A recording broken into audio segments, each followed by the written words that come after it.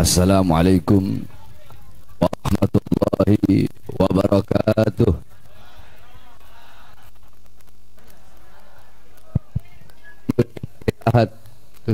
Wassalatu wassalam ala man fis sama ismuhu Ahmad wa fil ardi ismuhu Muhammad wa ala alihi wa sahbihi wa ba'd.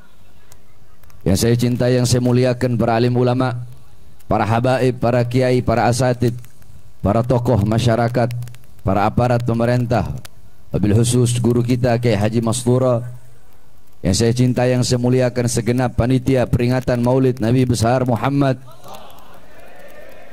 beserta seluruh hadirin hadirat, bapak-bapak, ibu-ibu, khususnya para pemuda-pemudi umat baginda Nabi besar Muhammad yang selalu dimuliakan oleh Allah Subhanahu wa taala.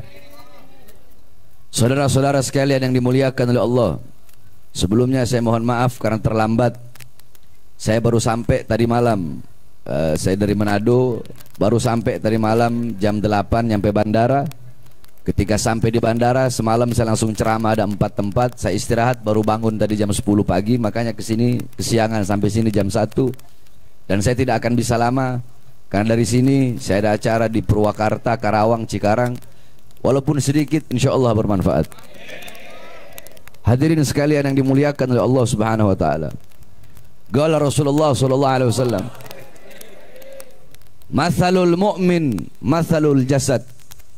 Mathalul mu'min fi tawaddihim wa ta'atufihim wa tarahumihim mathalul jasad. Idza ishtaka minhu 'udwun tada'a sa'iril jasad bis-sahri wal humma."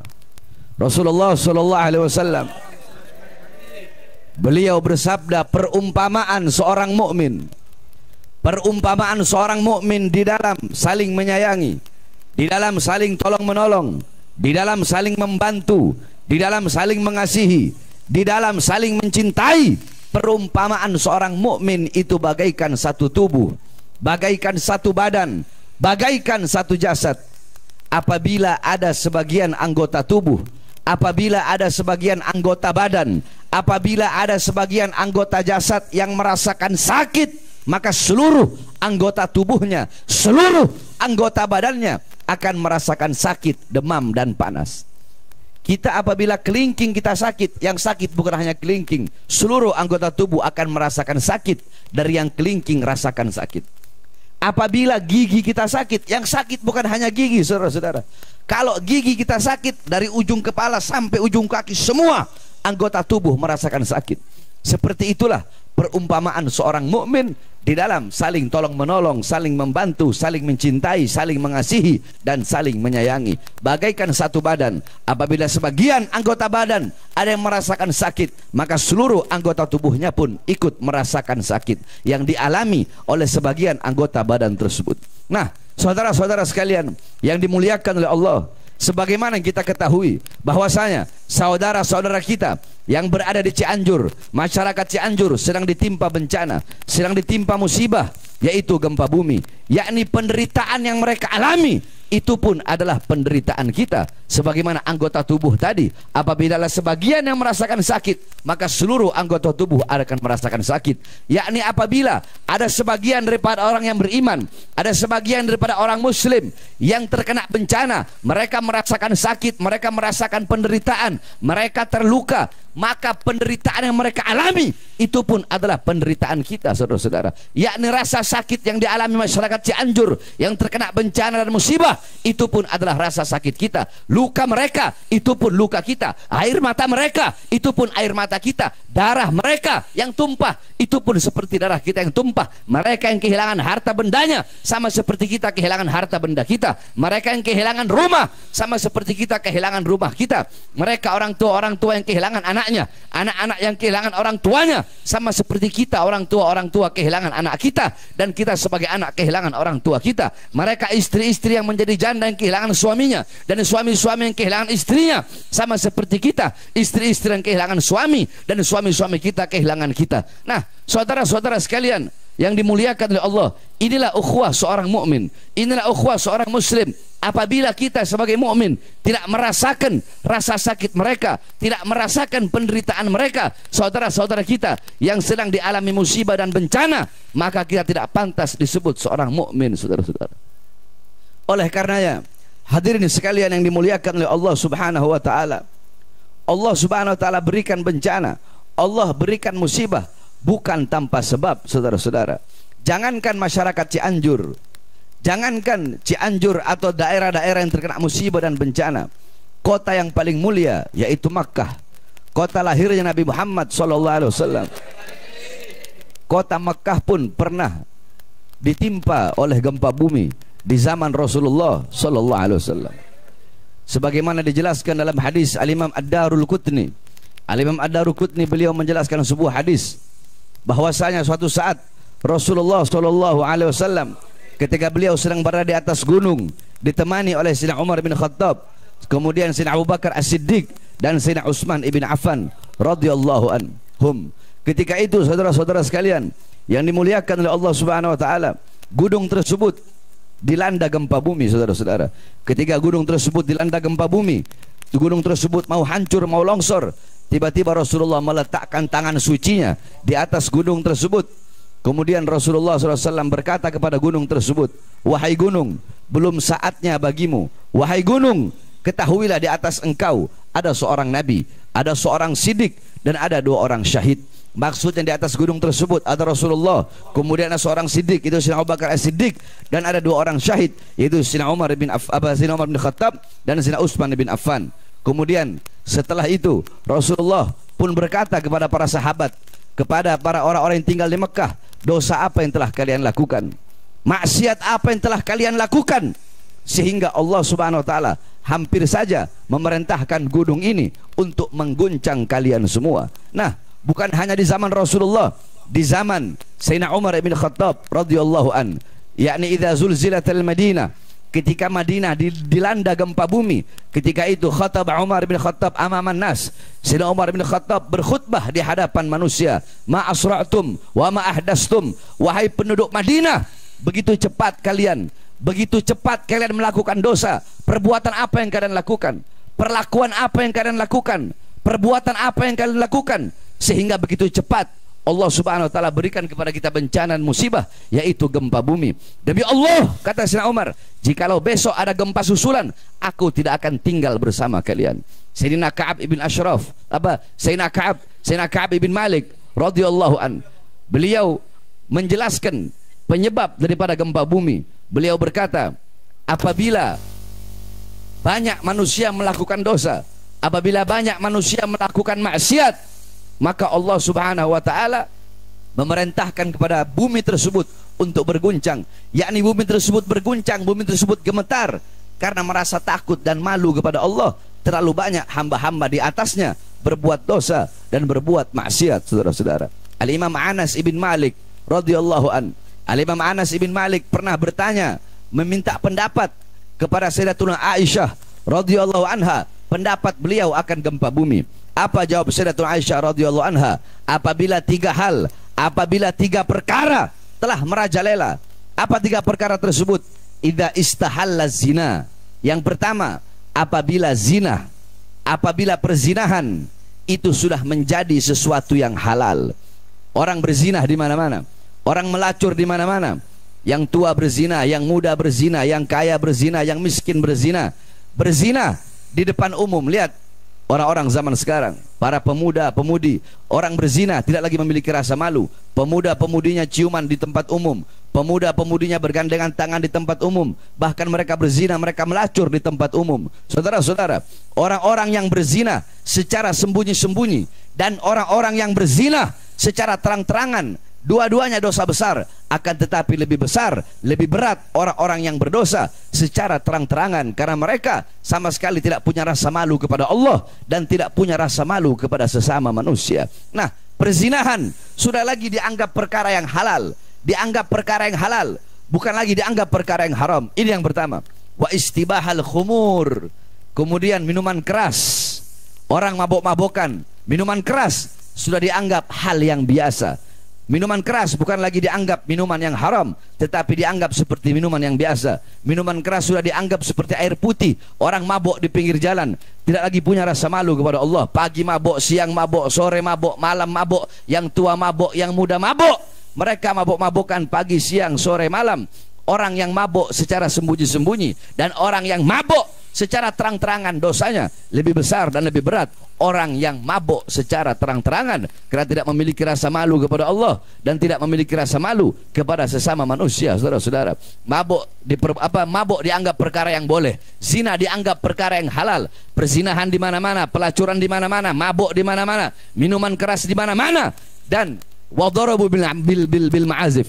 Dan orang-orang mulai memainkan musik-musik yang membuat lupa kepada Allah, musik-musik yang membuat lalai kepada Allah Subhanahu wa taala. Orkes di mana-mana, dangdut di mana-mana. Orang tidak lagi membaca Al-Qur'an, tidak lagi bertahlil, bertahmid, bertasbih, bertangjib, tidak lagi bertamjid, tidak lagi bersolawat kepada Rasulullah SAW. Orang-orang sibuk melantunkan, dan memainkan musik-musik yang membuat lupa dan membuat lalai kepada Allah. Ikhtilat, bercampur laki-laki dan perempuan di musik-musik tersebut. Mereka mendengarkan musik tersebut sehingga lupa dan lalai kepada Allah Subhanahu wa taala.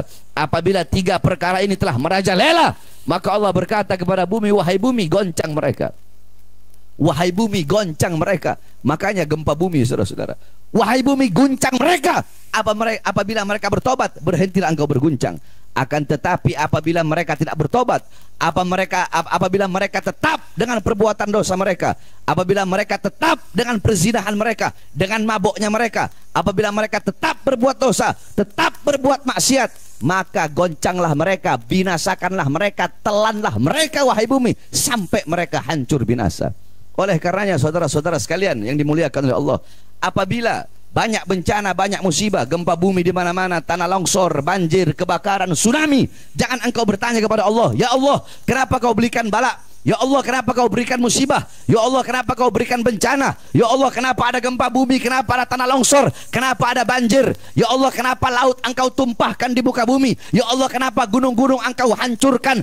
Jangan engkau bertanya kepada Allah, tapi tanyakan kepada dirimu, tanyakan kepada diri kita, tanyakan kepada para ulama, tanyakan kepada para ustadz, para kiai, para habaib, tanyakan kepada para tukang khutbah, tanyakan kepada para tukang penceramah, tanyakan kepada para pemerintah, tanyakan kepada RT, RW, lurah, camat, bupati, wali kota, menteri, presiden, tanyakan kepada para ulama, tanyakan kepada para pemerintah, tanyakan kepada rakyat bangsa Indonesia, perbuatan dosa apa, perbuatan maksiat apa yang kita lakukan sehingga mengundang bala dan bencana dari Allah Subhanahu wa taala. Saudara-saudara,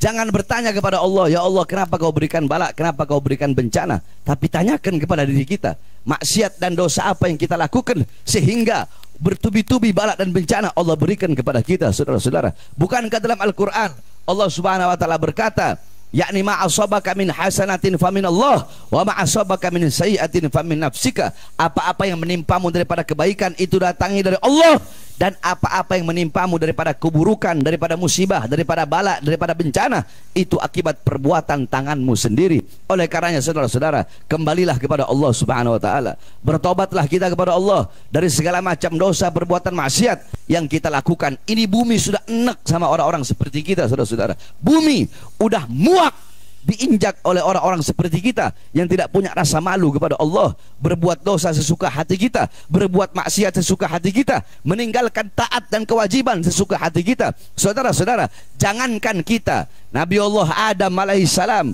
seorang nabi, seorang yang maksum, Nabi Adam ketika memakan buah khuldi Allah turunkan di India, di bawah kaki gunung Himalaya. Siti Hawa Allah turunkan di Jeddah, Iblis Allah turunkan di Basrah. Nah, Nabi Allah Adam alaihissalam ketika Allah turunkan ke bumi selama 100 tahun, Nabi Allah Adam tidak pernah mengangkat kepalanya ke langit. Selama 100 tahun Nabi Allah Adam menunduk. Kenapa?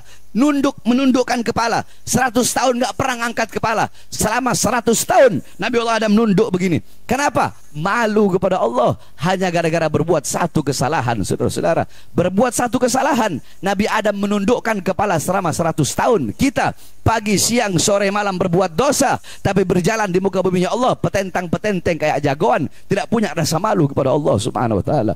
Nabi Allah Daud alaihissalam dikatakan oleh para ulama, laukana dumu ahlil arad jumi'at lakana dumu Daud akthar. Andaikan seluruh air mata penduduk bumi dikumpulkan jadi satu, maka lebih banyak air mata yang dikeluarkan oleh Nabi Allah Daud alaihissalam min khasyatillah, saking takutnya Nabi Allah Daud kepada Allah Subhanahu wa taala. Oleh karenanya, saudara-saudara sekalian yang dimuliakan oleh Allah, kembali kepada Allah, takutlah, tanamkan dalam hatimu rasa takut kepada Allah. Jangan pernah engkau merasa aman dari azab dan siksa Allah Subhanahu wa taala. Apabila di dunia engkau merasa aman dari azab dan siksa Allah, maka di akhirat akan Allah berikan dalam hatimu rasa takut. Akan tetapi ketika di dunia engkau takut kepada Allah Subhanahu wa taala, engkau tidak pernah merasa aman dari azab dan siksa Allah, di akhirat akan Allah berikan dalam hatimu tidak ada rasa takut, yakni rasa aman dari azab dan siksa Allah Subhanahu wa taala. Engkau mau berbuat dosa, engkau mau berbuat maksiat, mau melakukan mungkarat, dolalat, sayiat, engkau mau mabuk-mabukan, engkau mau melacur, engkau mau berzina, engkau mau narkoba, engkau mau meninggalkan taat, engkau mau meninggalkan sholat, mau meninggalkan puasa, enggak apa-apa. Kalau engkau mau berbuat dosa, silahkan. Kalau engkau mau berbuat maksiat, silahkan. Akan tetapi sebelum engkau berbuat dosa, sebelum engkau bermaksiat, maka dahulukanlah 4 hal. Dahulukanlah 4 perkara. Dan ingatlah wasiat saya ini, setiap engkau mau berbuat dosa apapun, setiap engkau mau bermaksiat apapun, dahulukan 4 perkara. Pikirkan 4 perkara ini sebelum engkau akan berbuat dosa dan berbuat maksiat. Apa 4 perkara tersebut? Yang pertama, sebelum engkau berbuat dosa, tidak apa-apa kamu berbuat dosa, tidak apa-apa kamu berbuat maksiat. Akan tetapi kalau engkau ingin berbuat dosa, carilah bumi yang bukan miliknya Allah Subhanahu wa taala. Untuk kau berbuat dosa, untuk kau berbuat maksiat, cari bumi yang bukan miliknya Allah Subhanahu wa taala. Saya tanya, apakah ada bumi yang bukan miliknya Allah? Jawab yang keras, apakah ada tempat yang bukan miliknya Allah? Ada apa tidak? Engkau ingin berbuat dosa, engkau ingin berbuat maksiat, enggak apa-apa. Akan tetapi engkau cari rizki yang datangnya bukan dari Allah Subhanahu wa taala. Apakah ada rizki yang datangnya bukan dari Allah? Apakah ada rizki yang datangnya bukan dari Allah? Kau mau berbuat dosa, kau mau berbuat maksiat, kau mau meninggalkan taat, enggak apa-apa. Akan tetapi cari tempat yang tidak dilihat oleh Allah Subhanahu wa taala. Apakah ada tempat yang tidak dilihat oleh Allah? Apakah ada tempat yang tidak dilihat oleh Allah? Yang terakhir, kalau kau ingin berbuat dosa, kalau kau ingin berbuat maksiat, apabila kematian akan datang kepadamu, maka undurlah datangnya kematian tersebut. Apakah bisa engkau mengundur dan menunda datangnya kematian? Bisa apa tidak? Nah, engkau tahu tinggal di buminya Allah. Kita tahu kita tinggal di muka buminya Allah. Kita makan dari rizkinya Allah Subhanahu wa taala, dan Allah selalu melihat perbuatan kita. Kenapa masih sanggup kita berbuat dosa dan berbuat maksiat kepadanya, yaitu Allah Subhanahu wa taala? Oleh karenanya, saudara-saudara sekalian, kembalilah kepada Allah, bertaubatlah kita kepada Allah Subhanahu wa taala, dan pada kesempatan yang mulia ini kita doakan agar Allah Subhanahu wa taala mengangkat segala macam bala, Allah mengangkat segala macam bencana, Allah mengangkat segala macam musibah di negara kesatuan Republik Indonesia yang kita cintai ini, saudara-saudara. Khususnya saudara-saudara kita di Cianjur, mudah-mudahan Allah berikan kesabaran, Allah berikan ketabahan. Mereka yang kehilangan, mudah-mudahan kehilangan itu Allah ganti dengan sesuatu yang lebih baik dari sebelumnya. Amin, amin ya rabbal alamin. Dan mudah-mudahan Allah selalu berikan keamanan bagi bangsa dan rakyat Indonesia. Allah selalu berikan kemakmuran, kejayaan, dan keselamatan dunia dan akhirat. Amin, amin ya rabbal alamin. Yang terakhir, saudara-saudara, sebelum saya tutup, saya Bahar bin Ali bin Smith menyerukan dan mengundang kepada seluruh hadirin dan hadirat, bapak-bapak, ibu-ibu, khususnya yang hadir di sini, umumnya kepada seluruh bangsa dan rakyat Indonesia. Untuk apa? Untuk sama-sama kita menghadiri acara reuni akbar 212 yang diadakan pada tanggal 2 Desember tahun 2022 insya Allah diadakan di Masjid At-Tin. Saudara-saudara, 212 bukan milik perorangan, betul? 212 bukan milik perorangan, betul? 212 bukan milik organisasi manapun, betul? Bahkan 212 bukan hanya milik umat Islam saja, akan tetapi 212 milik seluruh bangsa, betul? Milik seluruh rakyat Indonesia, seluruh rakyat Indonesia. Oleh karenanya saudara-saudara sekalian yang dimuliakan oleh Allah Subhanahu wa taala, nanti pada tanggal 2 Desember kita hadir, kita berdoa kepada Allah Subhanahu wa taala pada istighosa akbar, yaitu pada reuni 212, istighosa akbar dan munajat akbar mengetuk pintu langit. Kita bermohon kepada Allah agar Allah berikan keselamatan bagi bangsa Indonesia. Allah berikan keselamatan, kebahagiaan dan kemakmuran bagi seluruh bangsa dan rakyat Indonesia. Sama-sama kita hadiri, kita putihkan Jakarta. Kita berdoa kepada Allah Subhanahu wa taala, istighosa meminta pertolongan dari Allah Subhanahu wa taala. Saya tanya, semua yang hadir di sini siap putihkan Jakarta? Siap putihkan Jakarta? Siap hadir reuni 212? Siap putihkan Jakarta? 212 adalah simbol daripada menegakkan keadilan, betul? 212 simbol untuk melawan kezaliman, betul? Siap tegakkan keadilan? Siap lawan kezaliman? Siap putihkan Jakarta? Siap hadir reuni 212? Allahu Akbar! Allahu Akbar! Allahu Akbar! Yang terakhir, doakan agar Allah berikan kesembuhan kepada saya.